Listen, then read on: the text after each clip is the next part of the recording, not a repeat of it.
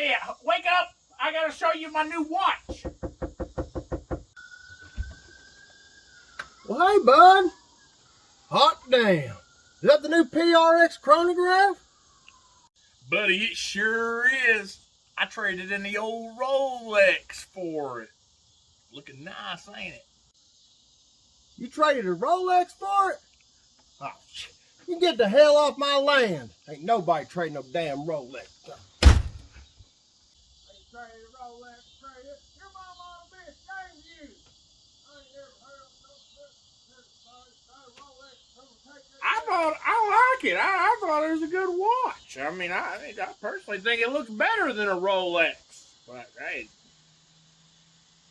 it's official, guys. I am in love with the PRX chronograph. I've had it now officially for over a week, so the honeymoon phase is done gone. You know, when you first get a watch and you're like, ooh. I'm telling you right now, this thing is one of the best chronographs you can buy. I'm telling you right now, everyone that's seen this thing has been blown away. Let's flip the camera, and I'm going to show you why. And here it is. Buddy, let me tell you something. This watch right here has my heart. All right, let's start off with the quality here. Now, we're going to look at this thing right now up close. We're going to get as close as I can with my camera. And I'm going to just show you, which I got some outdoor shots and stuff in the sunlight that I'm going to add in here in a minute. But right now, from what I got, there is no imperfections on that dial. I have looked it over, and I see nothing but the highest standard. It is gorgeous. I'm blown away by it, really. I mean, 100%. No bullshit in here. I'm blown away. Now, I'm not saying that every one of these watches is going to come out as perfect as this in the execution and quality. But, man, they are shooting way, way, way above what anything else is offering for this price. Considering I got this from an AD. That's right, authorized dealer. In store, $1,400. And that's before tax. So tax is going to be different no matter where you live at. So you're going to pay a different rate. But still, I mean, you just can't get a watch of this caliber for that price. And like I said in my other video, the day I bought the watch, if there was any other name on that dial besides Tissot, you would be paying at least $6,000 for this watch. Imagine if this was an Omega. And it was carrying, even this movement, this value in this. With that level of finishing, imagine that was an Omega. The price that you would be paying for this. Now, I'm not going to say this watch is 100% perfect in every design aspect. Personally, I would rather seen a better integrated date wheel. Or maybe they had, color matched it to the dial. Maybe made it, dark blue or maybe just black with white lettering to make it more disguised. But I don't even look at it, to be honest with you. After you've had it for a minute, it's not even something that sticks out at you. So that's beside the point. Every other aspect of this watch, though, I'm just obsessed with. I love these pushers, okay? They are so unique. I mean, you don't really see many chronographs with square pushers like that. And just actuating them, there's so much real estate there for your finger. Listen to this.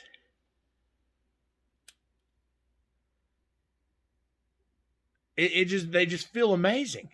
It's just a great actuation. And then reset. I mean, oh man, this watch. Now, we're going to take a look. Now, I've seen some reports that the chronograph pushers are a little wiggly here. Like, see, if you wiggle it with your finger, you might get a little bit of movement in there. But, I mean, forgive my fingerprint smudges, but, I mean, come on. You don't get a screw-down crown. But, man, that's a nice wind. Listen.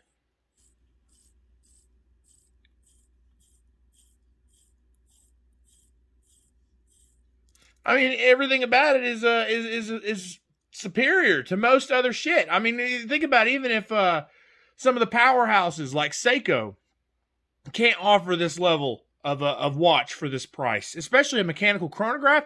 When's the last time you've seen a mechanical chronograph from Seiko? I mean, gosh, guys, come on. You just can't. Tissot, man, you're killing it.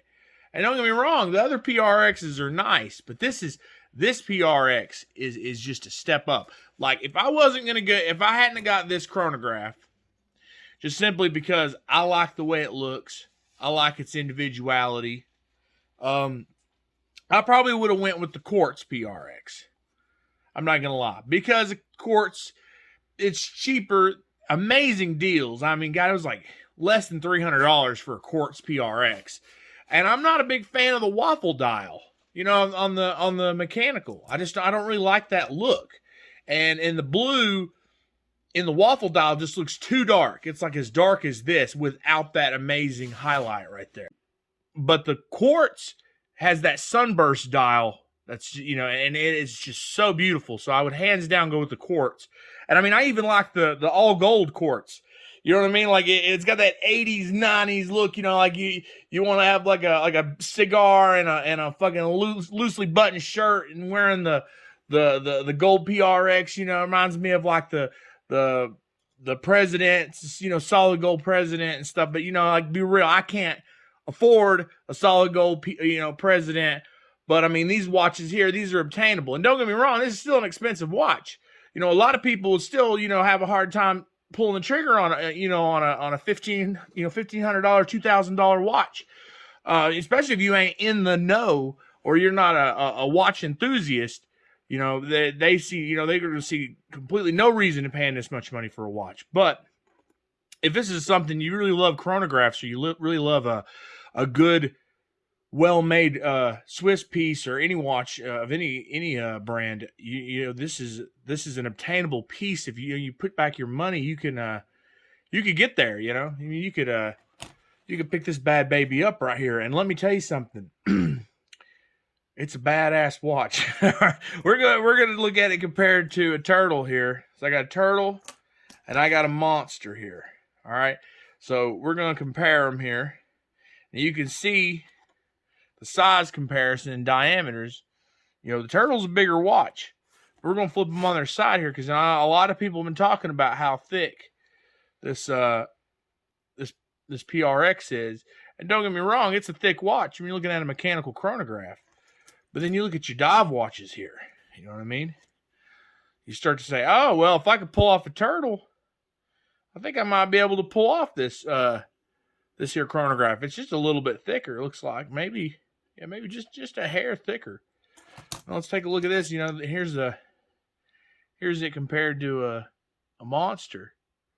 And I firmly believe, if you can pull these off comfortably, you can pull this watch off just fine. And that's another aspect of this watch that blows me away.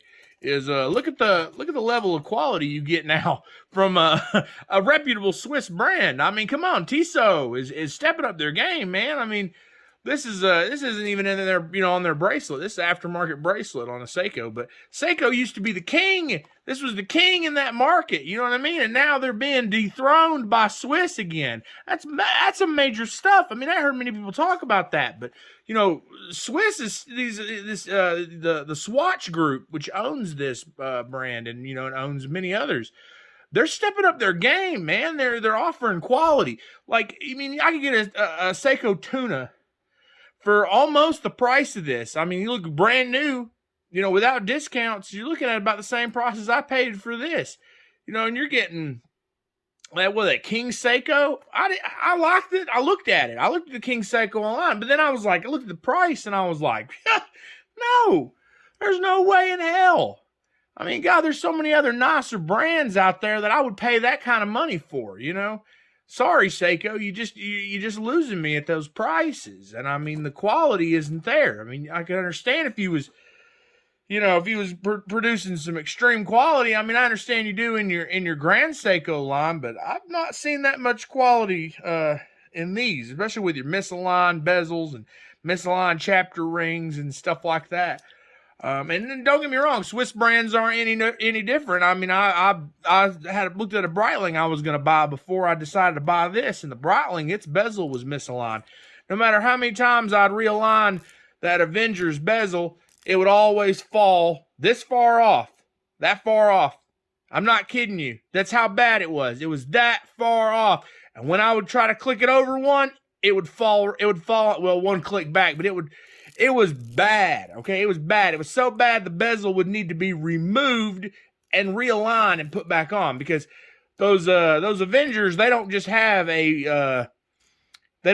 this sheath. That there's actually a metal piece that comes down and points out over the glass.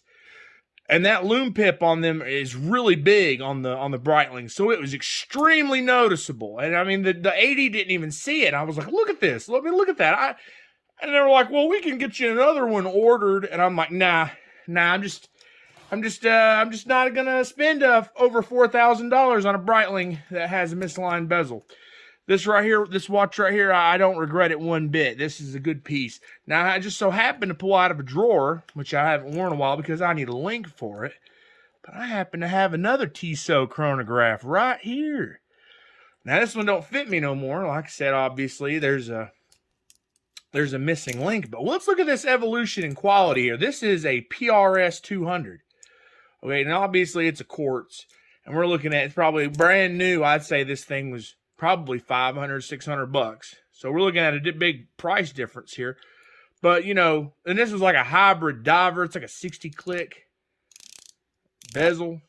I repainted the pip in there because the paint had come out, and then the loom pip in there is completely gone. So I just filled it in with black paint just so it didn't look so terrible there.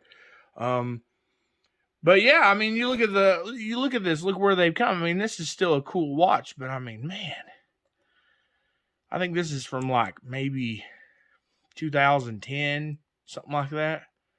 I'd have to look up the exact reference on it, but you know, I mean, that gives you an idea right here of where Tissot is going, man. Like, you know, this right here was unbelievable. You know, 10 years ago, you wouldn't have seen anything like this. You never would have thought this would be coming out of Tissot. So I got to give them credit where credit's due, you know. Swatch has really stepped up their game with Tissot. I don't know why they've decided to start funneling a bunch of money. Obviously, money's went into this, into these models, because the PRX, you know, that was boom, that was a hit. Boom, you know, then let's bring out a chronograph model. You know, and they're obviously funneling money, and then they're also providing these amazing mechanical chronographs for a reasonable price. I mean, and I think they've hit the nail on the head, man. This price point for this baby, I mean, you can't beat this price point on this watch. Oh, it's phenomenal. It's phenomenal. Now, I do have some pictures of the loom and some outdoor shots, and I guess we're going to close with that, and I'll give you a quick wrist shot. Let's give you a little bit of negatives here, okay? Negatives that I can think of off the top of my head. I don't like the placement of the date. Date complication should have been integrated. I would have preferred it where the PRX is, and maybe had relocated the PRX naming. Another thing is the bracelet's edges. On the underside, they are a little bit, I wouldn't say sharp, but they are really fine cut. So they're not like, you feel it. Like it's very edgy. It's not sharp as it's uncomfortable, but sometimes when I'm putting it on, I've had a couple of my hairs get caught. Another thing that I'm not a big fan of is the butterfly clasp. And it's not because of the safety issue. It's not that I believe it's going to pop off or anything. But when I go to put it on, I always start with this one, put it on. When I go to pull this one, I find that my skin gets pinched. You see that? So I have a tendency when I'm putting it on quick, especially if my wrists are a little swollen, my skin gets pinched. And it's not a big deal, you know what I mean? It's like a nitpick, but come on. I mean, like that's one thing I don't like about a butterfly style clasp. That operates like this. Now, if it had been a seamless integration like that with a one-sided clasp like that, maybe like the Oyster Perpetual President bracelet does, or even some of the date just that had that integrated Jubilee. If it had that type of integrated bracelet, I would have loved it. It'd have been great. But it's just the double deployment.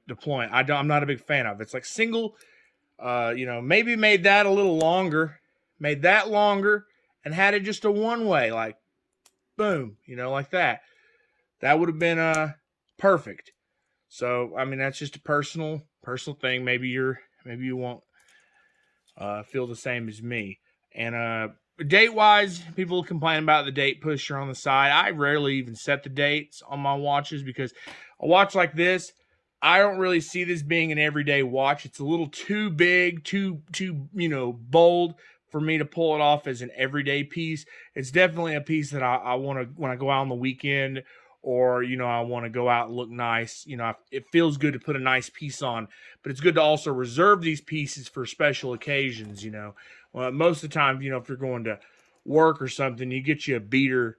Something like this would be a good beater. Clearly, you don't worry about it getting scratched up, beat up, but it's going to wear smaller, lighter. This is a heavy watch. I'm not going to lie to you. This has got some weight to it, but that's a good thing. It's not overly heavy. It doesn't feel top heavy. It actually feels very, very well balanced because of the integrated bracelet, actually, that it sits really nice. There's no like tipping feeling, when you wear a watch that's too heavy and it wants to feel like it's falling off. This turtle actually gives me that sensation more when I'm wearing it. It might be because of this Jubilee is so light, but I get a feeling that the head of the watch is heavy and wants to fall over. So, but anyways, thanks for watching, guys, and enjoy these montage clips of everything you've ever wanted to see about this beautiful PRX chronograph. And I highly recommend it. And if you're like me, watch a bunch of videos of all the other people that have owned this watch and gave reviews on it, and make an educated guess. This is only my opinion about this watch. I'm not trying to sway you. I didn't buy this. I wasn't given this watch. I didn't buy this watch to convince you. I bought this watch because it personally speaks to me. And I'm going to stand by this watch because I love it. I think it's an amazing watch. Hands down, one of the best damn watches of the year. Whew, buddy, you can't beat it.